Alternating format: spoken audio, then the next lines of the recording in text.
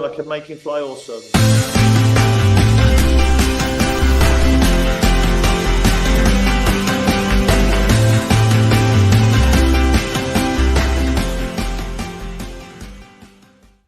The fact is, we'll probably land at whatever time, 6:30 local time, I think it is, which will be 9:30 our time. And we'll eat as early as possible, get to bed, and then get up in the morning, have our breakfast and pre-match, and get ready for the game. Is that a part of the world you've ever been to? It's not actually. I'm looking forward to it. It's meant to be beautiful. So I am looking forward to going to Vancouver. But you know, the trip is only worthwhile if we come back with 3 points. Charlotte Soccer Show. John Hayes, Danny Brams. You heard it there from the gaffer himself, Danny. The trip out to Vancouver. It's an exciting trip. It's a very, very long trip, but the trip is for one reason, Danny, and it's to come back to Charlotte with 3 points. Let's do it. Let's go get some road wins, baby. Why not? Why not us? You know, everything is new under Dean, so why not? I want to thank you, everyone, for being here on our match day preview. Getting started a little bit later than we first planned to on a Wednesday night. That's my fault. The TIFOs committee is going to meet later and decide what punishment I should get for screwing up the original stream. But it looks like everybody got jumped onto the new stream, so we thank you and welcome everybody who's here to talk match day 2. And the reason that so many people are here, obviously, is because we're a winning club, and everybody loves to support a winning club, right, Johnny? That's exactly right. And there's a winning manager here in Charlotte right now. It's the first time that the Crown is above 500. And yes, it's only one game into the season, but it seems like people are noticing Charlotte FC at this point. And we had a special guest, another special guest this week, Danny Brams, from our friends over at MLS Season Pass at Apple. I had a conversation with one of MLS's greatest players, would you say? I'd say. I mean, he's one of those guys that not only for what he did in MLS, Sasha Kljestan, but also as far as an MLS export who achieved some great things. You know, three Belgian titles is nothing to shake a stick at, and playing in the Champs League. Yeah, love Sasha Kljestan, and pretty interesting that he kind of knew Brecht de Agra from his time over there. He was kind of critical of Brecht, but I'm thinking he knew a much younger Brecht. He knew like a young kid Brecht. He doesn't know what Brecht's capable of now, so I forgave him for that. But that's really good. Check it out on the channel, and it got me kind of fired up to know that finally Apple people and national eyes are kind of taking a little bit different view of Charlotte, even after just one game. It's nice. I think that's a sign, not only because Charlotte FC, Danny, is 1-0 with 3 points and now 5 straight clean sheets, which is unbelievably impressive, right? That's the first thing that's happening under Dean Smith. But I think what MLS Season Pass and Apple and the people there in those executive offices are starting to see is that we've got 70, 60,000, 30,000, 45,000 fans showing up to these matches here in Charlotte, and Charlotte FC supporters are setting the standard for what it's like to support their MLS team. And there's a manager here, Danny, that is embracing that, isn't he? Yeah, I mean, Dean Smith he's like, you know how you say someone, what do the people say? Oh, he's a breath of fresh air. Oh, he's a breath of fresh air, you know?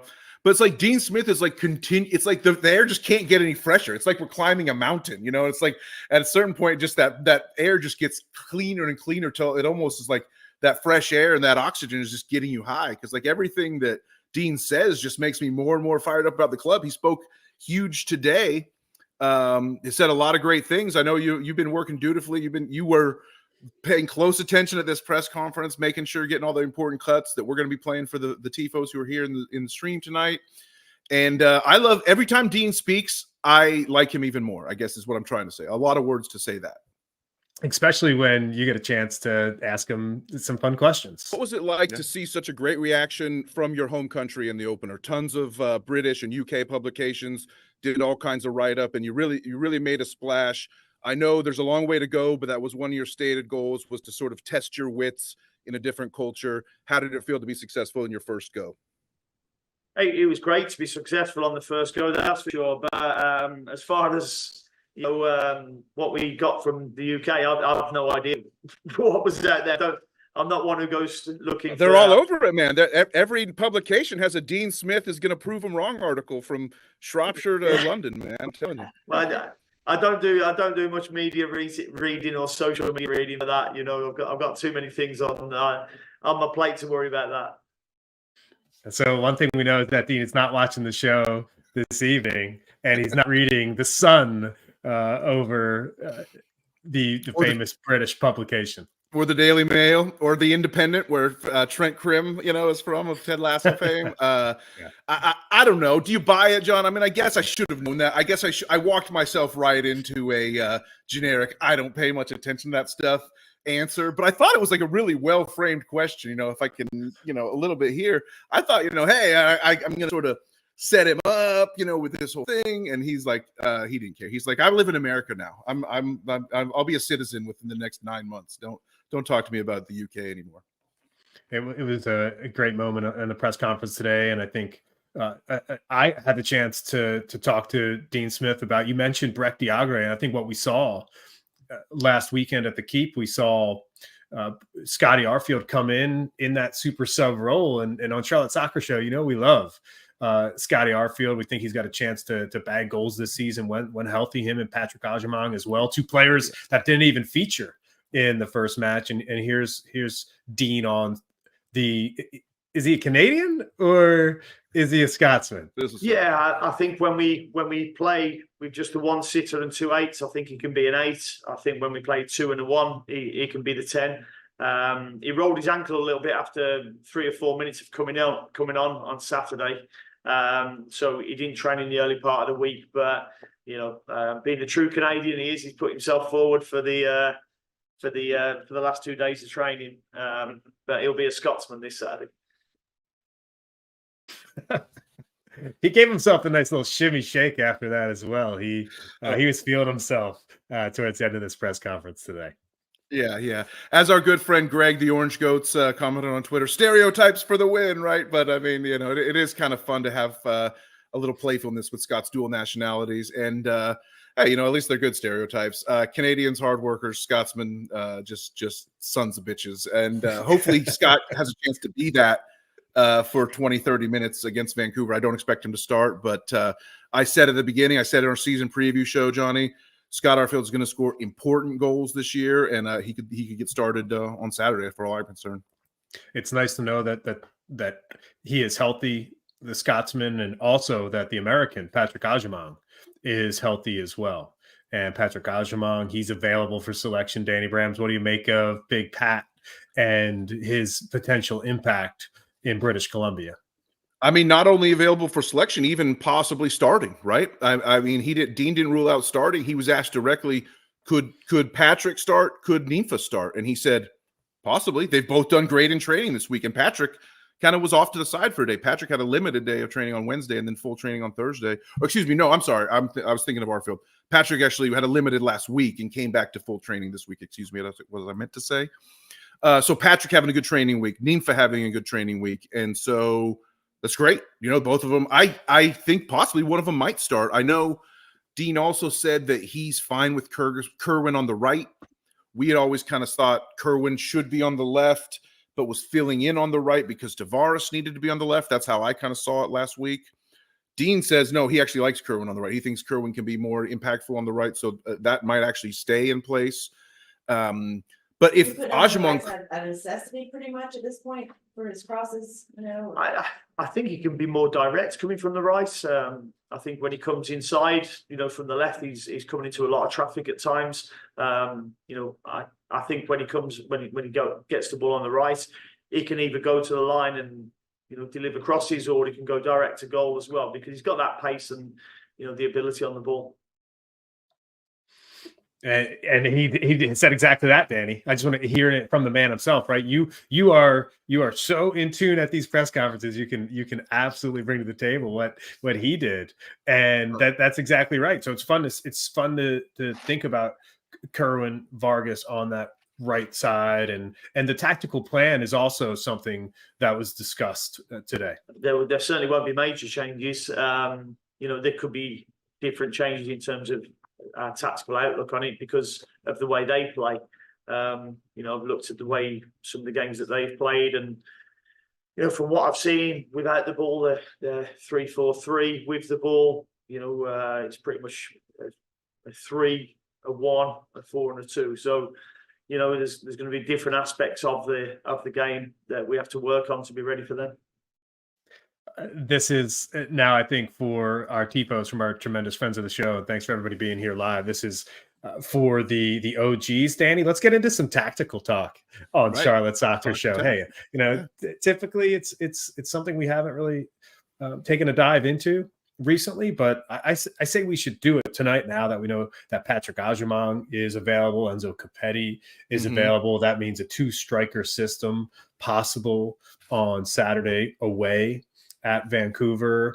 And with that in mind, what's your take on how those two players can get on the field at the same time, and how potentially Scott Arfield can impact this match?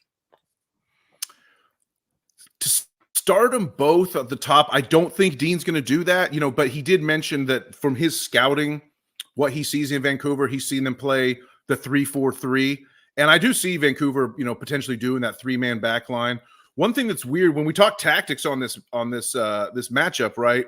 Vancouver's going to be without their head coach. Their head coach is like suspended for the first game of the year because he went absolutely off like a madman in their playoff elimination last season. It was actually kind of fun, one of the more fun moments of the postseason.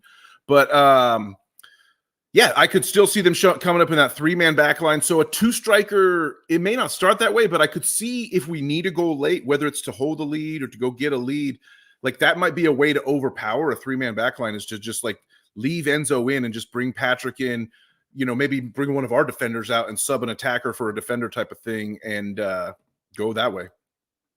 And what's interesting to me is that, you know, when you think about those two players being on the pitch at the same time, it makes Charlotte FC such a difficult road opponent, right? Because it feels like you're rolling out your full arsenal, and you're trying to score goals. And you heard Dean Smith today.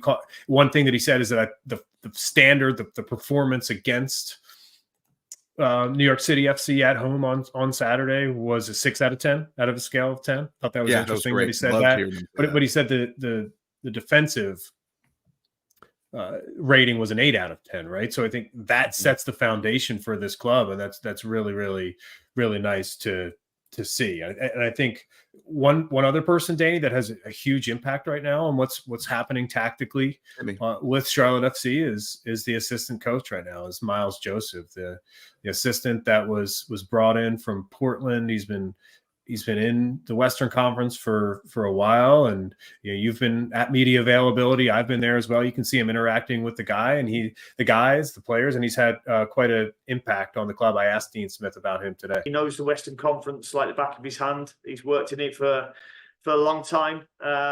You know, so when we have games like this against Vancouver, he comes into his own. So yeah, he's been a really good hire so far. You know, and I'll keep him on his toes. So that's what I say so far. There he is again.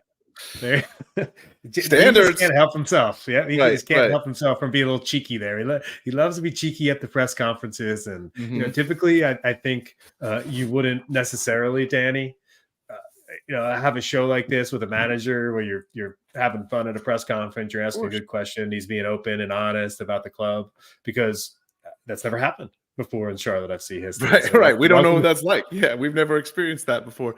Yeah, I love it. I was at training today for the first 15 minutes. They let people show up if you pretend that you're media, like we like to do.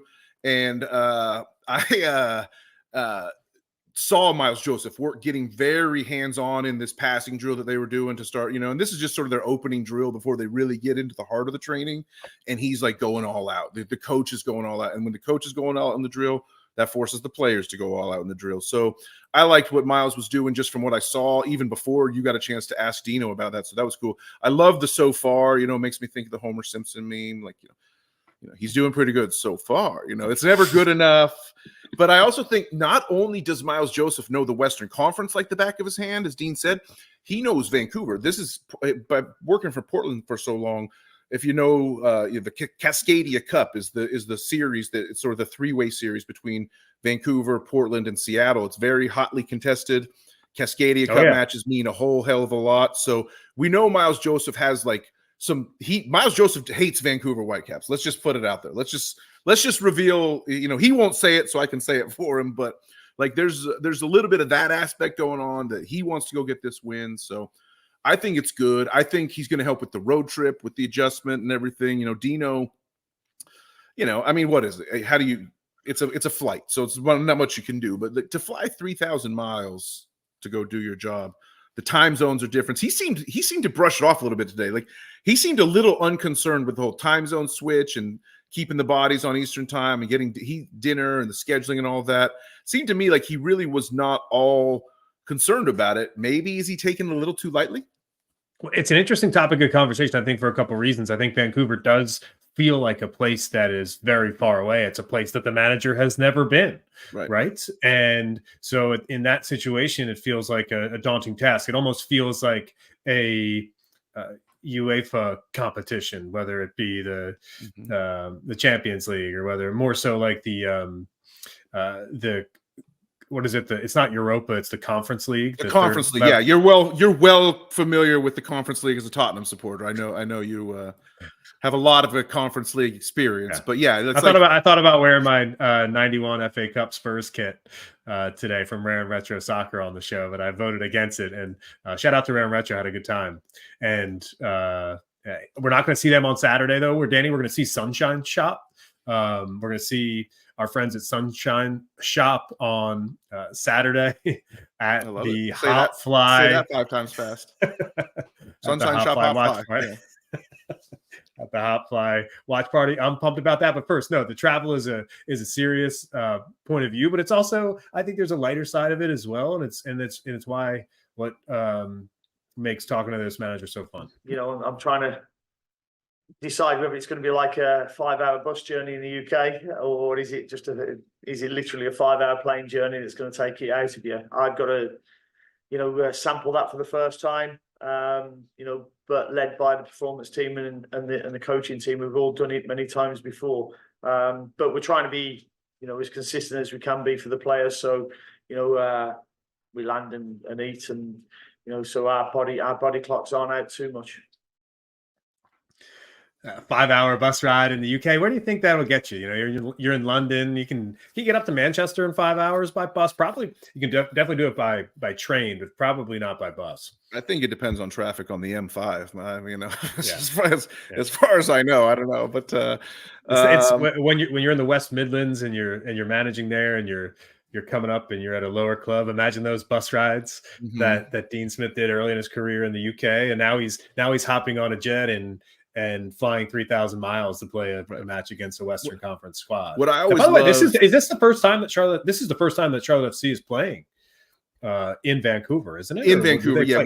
They came here in 2022. Yeah, yes, for sure. In Vancouver. So that's exciting. And they started like a 10-year-old at goalkeeper and Miguel Angel Ramirez. Like, remember when MAR was like more, he was like more into help consoling the little 15-year-old kid that we like beat than he was like celebrating with his team that got a home win. That should have been our first clue.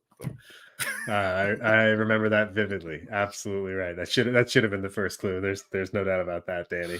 But so let's just really dive into the fact that while Charlotte FC is traveling out to Vancouver with a lot of players who can get the job done, this is maybe the most interesting topic that could come out of this press conference, especially if you're thinking about Charlotte FC from a long-term point of view. Remember, this is the Match Day 2 preview show, but there's something happening in the bigger picture as well. We're still in negotiations, so we're hoping to have a player within the next 7 days.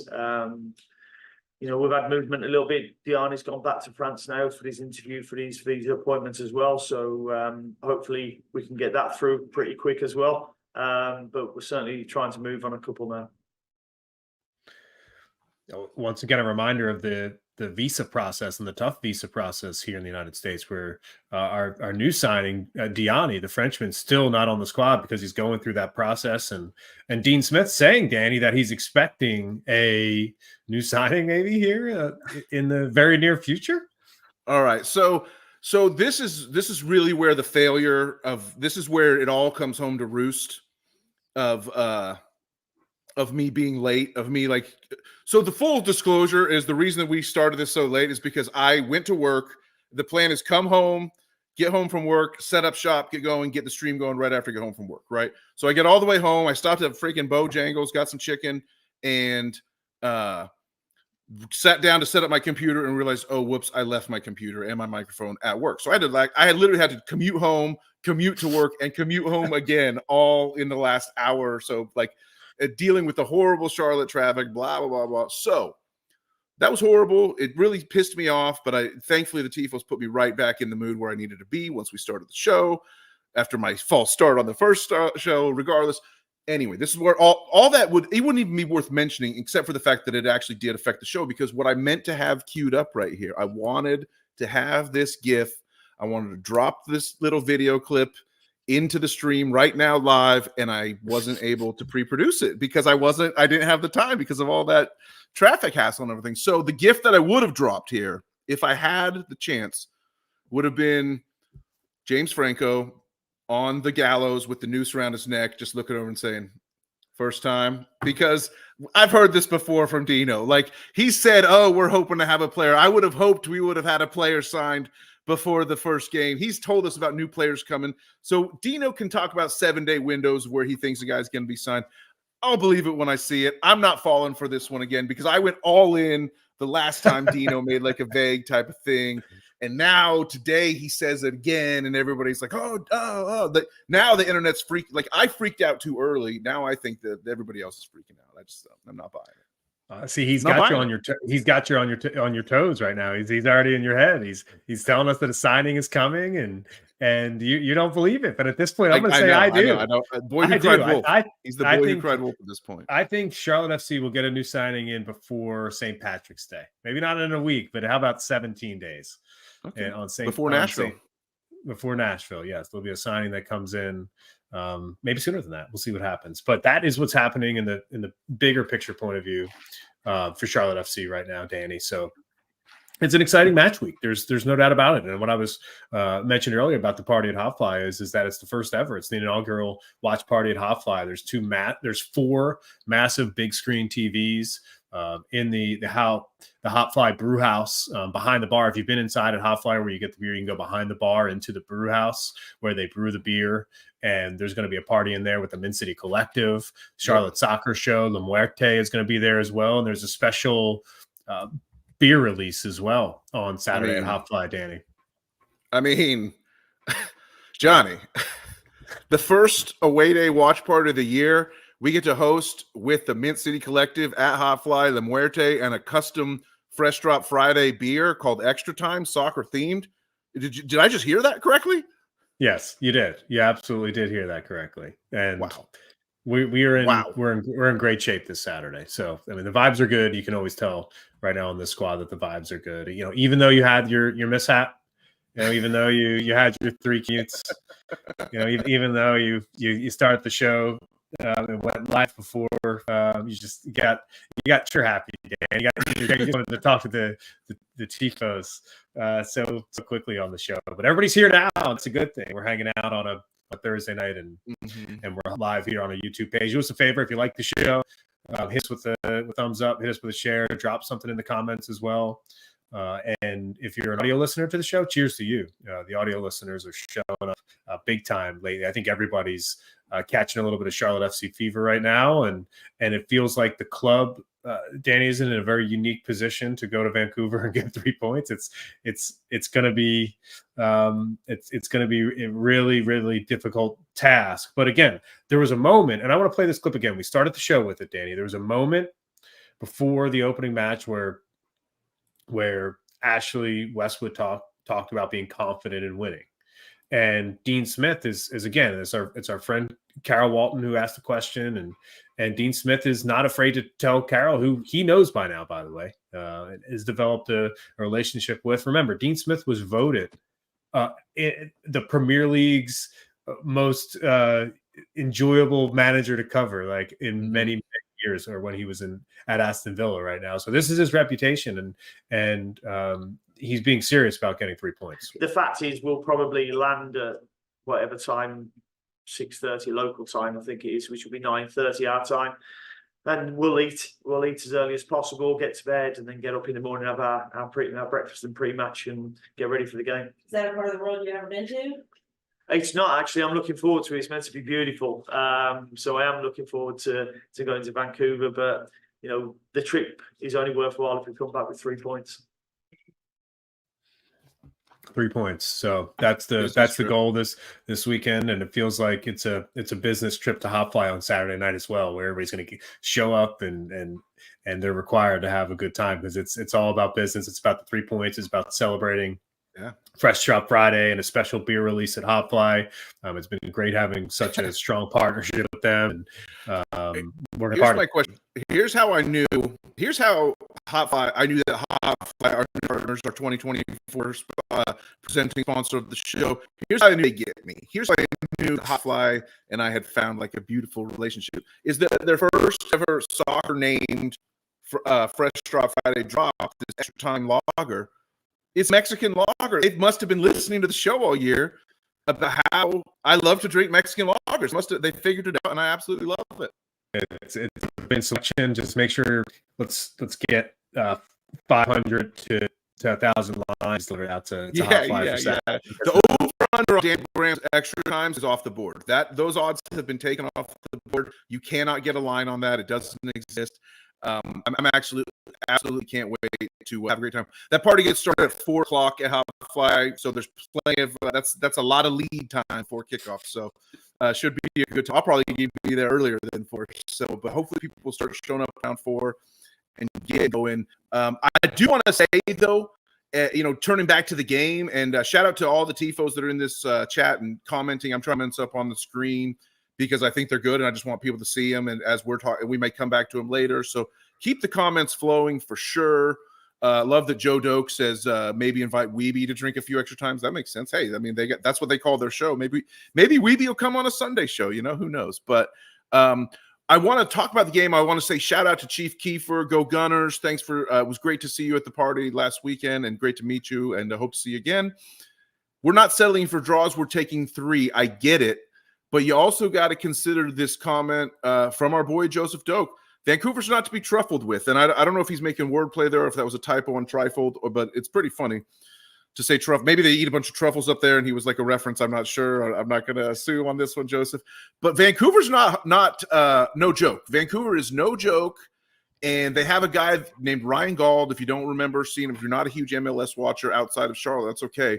You got to watch out for this dude, Ryan Gauld. He's number 25 on the pitch, and he's known as the Scottish Messi. You heard we kind of made that joke with Sasha on the earlier bonus episode earlier today, and he called him the working man's DP. He's like, oh yeah, Ryan Gauld, the working man's DP. He's just like this blue collar. Like, we got Scott Arfield, that's our Scotsman. They got Gauld as their Scotsman, and he's the guy that we have to neutralize. It's really going to be on Urso and Westwood to knock that out and keep the pressure off the back line, because Vancouver does play a dual striker system. By the way, they just let Gauld just find guys up top. Damir Krylak is their second striker, who will play like a little bit of false 9, but Brian White's a target man.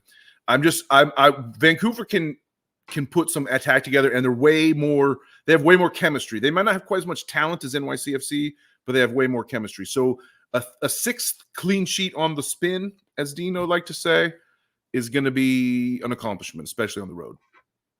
There's a player who is expected to start at the number 10 position. His name's Brecht Diagre, and he's up for a really, really difficult match here, trying to make things happen on the road as the central attacking midfielder. This, to me, is so interesting, and I bring it up because, if you're watching the show, we really appreciate you being here. We got good news. We got an interview with Sasha Kljestan on the show, and you're going to see that next here on the Charlotte Soccer Show YouTube page. So make sure you get there. If you're watching on Twitter, if you're watching on Instagram, make sure you get over to the Charlotte Soccer Show YouTube page and listen to that interview. What's coming up next. What's happening is that we have a legendary audience. We have some of the greatest legends in the history of podcast listening listen to this show, and we're just fortunate about that. And so what that means is MLS legends want to come on and talk to them. So thank you guys for making it possible that the MLS legends have been seeking us out lately. It's absolutely fantastic.